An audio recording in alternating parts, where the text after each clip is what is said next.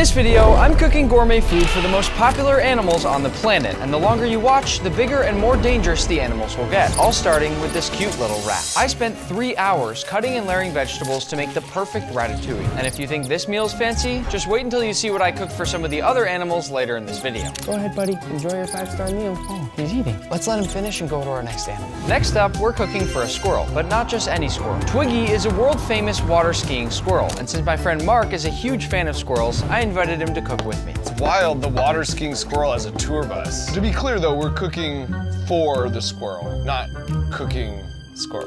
I got all the stuff squirrels like. Beans, avocado they love, carrots. Wow, this is a meal. Their favorite is acorn squash. Really? It feels like a sous chef-y thing to do would be to empty that. You think Twiggy's gonna mind I used my hand? Not if we make it look nice. So what we've got here is an acorn squash with a bunch of stuff in it. Twiggy, right here. Here's a little ramp. He gets it and then comes for protection. I've peeked.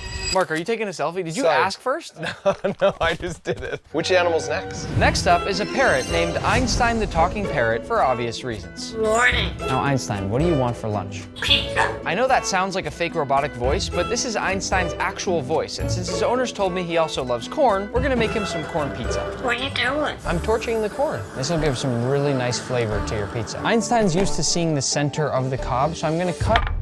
Oh, it's fresh basil. I'm gonna cut nice rings from the corn on the cob to put in the center of our pizza. Oh, you're taking one? That's fine. Cutting it this way is sort of like Einstein's version of pepperoni. Is that good? Well, it's gonna be good. For the cheese, we have cheddar and provolone. Even when I make pizza for myself, I like using different blends of cheese because it makes it a whole lot more exciting. Einstein, you can't get full before the meal. Be quiet. The cheddar's been grated, so now I just gotta finish up the provolone. And then we'll toss it into a bowl so we can start rolling out our dough. Happy bird. To assemble the pizza, I'll flour my cutting board and stretch the dough to make a small parrot-sized crust. Then I'll top this with a sauce I made from bell peppers, sweet potatoes, and beet juice. And we'll finish by adding on our blend of 2 cheeses, Einstein, one more piece of cheese.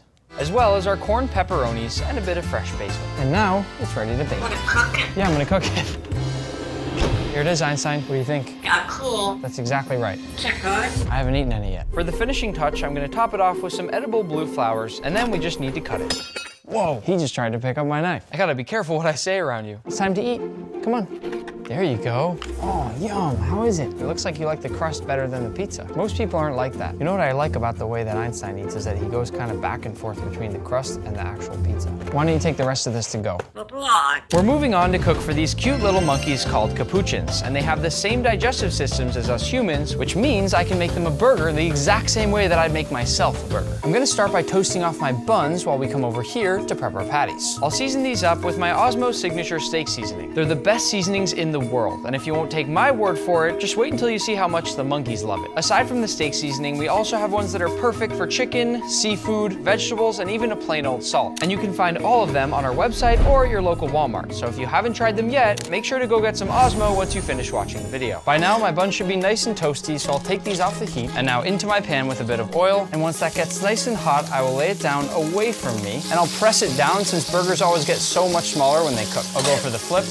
And then immediately add down that cheese and lid on. Once that cheese is nice and melted, we'll plate by going bottom bun, patty, a little bit of ketchup, a little mustard, 3 pickles, lettuce, tomato, and our top bun. Since there are 4 monkeys, I'm gonna cut this into 4 even pieces. We definitely don't want them fighting over the burger. I'm gonna put on my hat so they don't pull my hair. And then let's bring in the monkeys.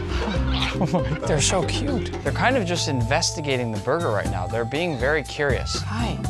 Hey. Oh, you wanna eat it on me? That's fine, yeah. Is the meat good?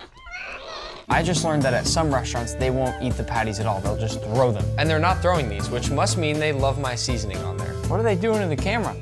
Don't pull off the microphone, guys. We need the microphone. He's rubbing mustard all over my camera. I think I need a new lens. You like the tomato? Want some bun? Yeah, here, have the bun. Want some of the beef? Yeah, there you go. Everybody seems to like something completely different in this situation. This is how I like to eat, kind of like tapas style. And what's great is that a burger has so many different components, so I'm happy that you guys are all enjoying different parts of it. He loves the patties. Well, he dropped it. I have 3 younger brothers, and I feel like this is what we probably looked and sounded like when we were little kids eating. I think it's safe to say they liked it.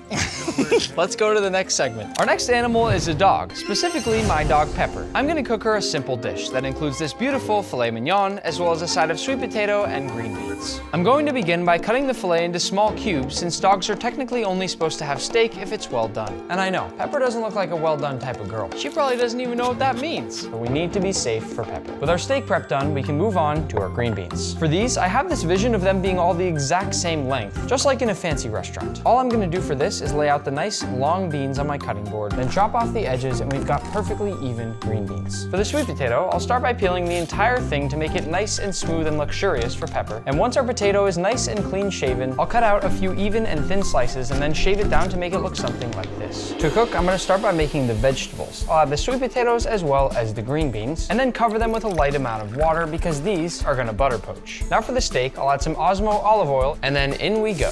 The reason I cut it into cubes is so that everything is going to easily cook to well done. Pepper, you wanna test one? Oh, you didn't even chew it. Once that steak is done, I'll toss it onto a paper towel lined plate so it can drain off some of that excess oil. And by now, our vegetables should be done as well. This whole time, I've been heating up Pepper's plate in the oven, just like they do at a fancy restaurant. And to plate, I'll toss down the sweet potato, These delicious green beans, and of course, our steak. Bon appetit. Go ahead, Pepper. There she goes. I wondered what she would go for first, and it seems like she's very much going for just the steak. Eat the veggies.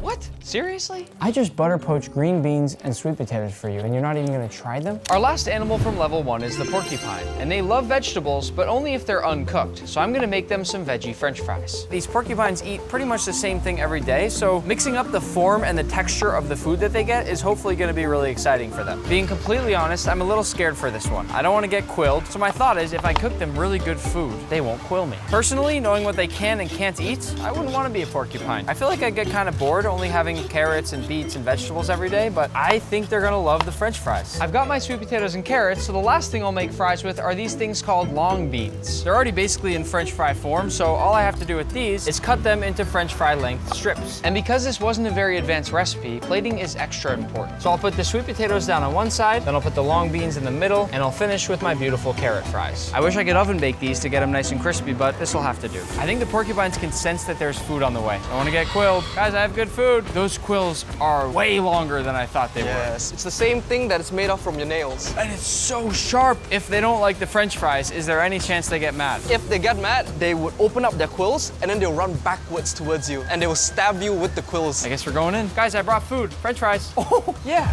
okay. Hi, buddy.